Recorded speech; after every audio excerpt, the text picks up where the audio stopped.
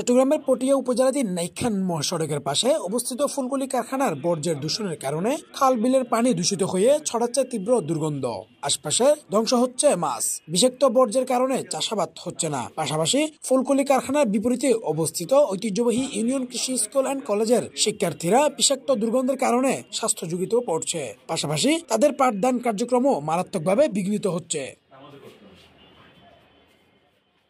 এই ভয়াবহ পরিবেশ দূষণ বন্ধে স্থানীয়দের পক্ষে চট্টগ্রাম মহানগর ছাত্র দলের সাবেক সভাপতি ও পটিয়া উন্নয়ন সংগ্রাম পরিষদের সভাপতি গাজী সিরাজুল্লাহ বৃহস্পতিবার বিকেলে পটিয়া উপজেলা নির্বাহী অফিসার ফারহানুর রহমানকে স্মারকলিপি প্রদান করেন।